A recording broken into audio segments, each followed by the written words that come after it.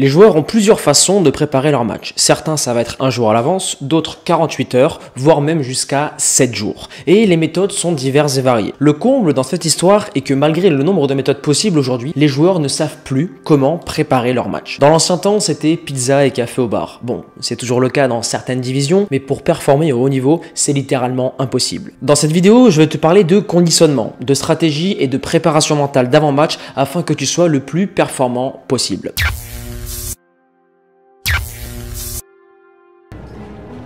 Ce que l'on fait dans sa vie résonne dans l'éternité. Il y a un réel problème chez la plupart des joueurs dans la préparation mentale d'un match. Pourquoi? Parce que les coachs n'enseignent pas dans les écoles de foot comment s'y préparer, comment préparer un bon match mentalement, alors que c'est littéralement primordial pour performer. Au lieu de ça, les coachs disent souvent 48 heures ou 24 heures avant un match, bon les gars, dormez tôt, mangez des pâtes et à demain. De ce fait, la réussite du match est littéralement aléatoire. Un jour c'est super, l'autre un peu moins, et les performances sont finalement en dents de scie. Et les causes sont diverses et variées. Ça peut être une mauvaise nutrition, des horaires de coucher et de lever hasardeuses, semaine d'entraînement aléatoire, un sabotage mental permanent ou avoir aucune croyance et aucun plan pour préparer son match. Maintenant que le constat est fait, comment résoudre ce problème? Premier élément de réponse, c'est la visualisation. Voici une étude menée par le docteur Blas Lotto à l'université de Chicago. Le but est d'analyser l'impact de la visualisation sur le corps et les résultats sont hyper intéressants. L'étude a été faite sur 3 groupes de basketteurs s'exerçant au lancer franc. Le premier groupe pratiqua des lancers francs 1 heure par jour. Le deuxième groupe se contenta de se visualiser en train de réaliser des lancers francs et le troisième groupe n'a rien eu d'affaire. Après 30 jours et un nouveau test, les résultats ont démontré que le groupe 3 n'avait eu aucune progression,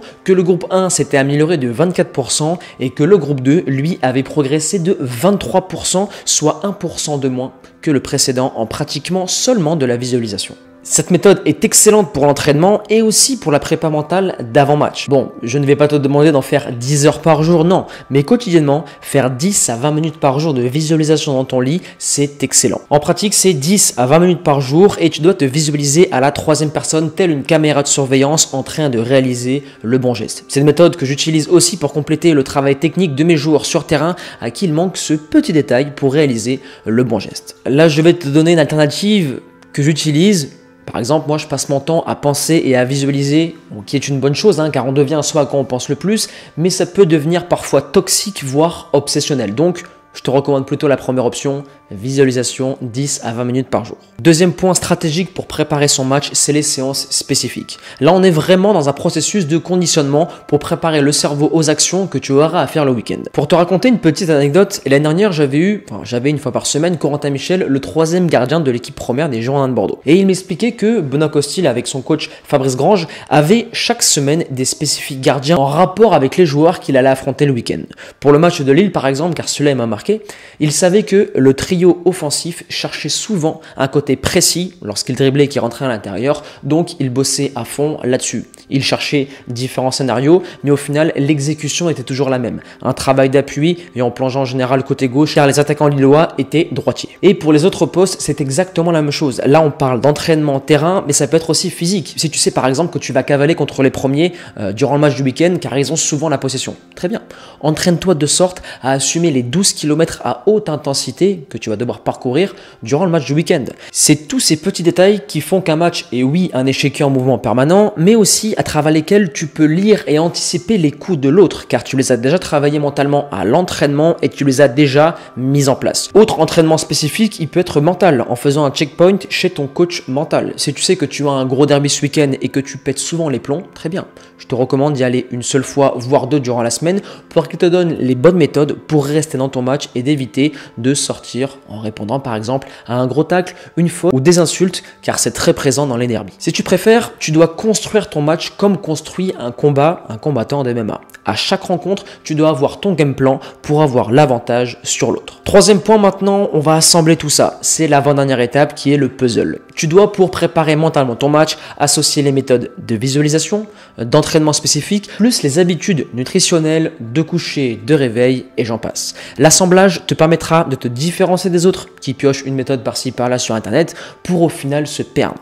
Alors comment savoir si le puzzle est juste? Lors du match, qui est le 4e point, tu dois comprendre et faire le bilan et analyser. les points à améliorer pour que toute la semaine d'entraînement, tu sois le plus optimal possible. Par exemple, si se coucher à minuit est trop tard pour toi, tu vas le ressentir durant le match, donc je modifie, je me couche plus tôt. Si me lever à 8h et partir sur un petit déjeuner, plus une collation, plus un repas, alors que tu as un match à 15h ou 16h, tu vois que tu es un peu lourd, très bien. Tu gères les doses et tu réduis peut-être ou tu supprimes carrément la collation. Il faut à chaque fois analyser le week-end, bon, ce qui n'a pas été sur le terrain pour modifier et optimiser la semaine d'entraînement, mais aussi tous tes différents processus, car le cerveau enregistre et quand tu auras trouvé la bonne méthode sur le terrain, voilà, c'est comme ça que tu pourras toujours avoir des performances de haute volée. Alors oui, bien sûr, des semaines tu seras très bien, d'autres un peu moins bien, mais sache qu'à chaque match, tu montes en puissance et tu seras meilleur grâce à ton travail et à ces différents processus. Tout est une question de mise en place, de test. Tu vas te tromper, ensuite tu vas modifier et enfin tu pourras repartir de l'avant. Chacun est différent bien sûr dans l'approche d'un match, mais la clé est de savoir ce qui fonctionne pour soi. Certains, comme les Brésiliens, ont besoin de préparer le match avec de la musique, d'autres être carrément focus, certains sont déjà dans le match dès le lundi, d'autres dès le mardi, bref. C'est différent selon chacun, mais ce qui fonctionne, c'est que tu dois te créer un schéma mental, des ancrages, je dirais un conditionnement, comme une sorte de tunnel avec des étapes que tu dois valider avant ton match pour que tu sois le plus performant possible. La team NE maintenant, comme d'habitude, on arrive à la fin de cette vidéo, faites exploser la barre des likes et des commentaires avec le hashtag, on revient avec le hashtag team NE, motivation 100%, et si vous avez vous aussi des processus qui fonctionnent, partagez-les dans l'espace commentaires. À présent, je vais vous laisser là, persévérance et motivation et on avance ensemble.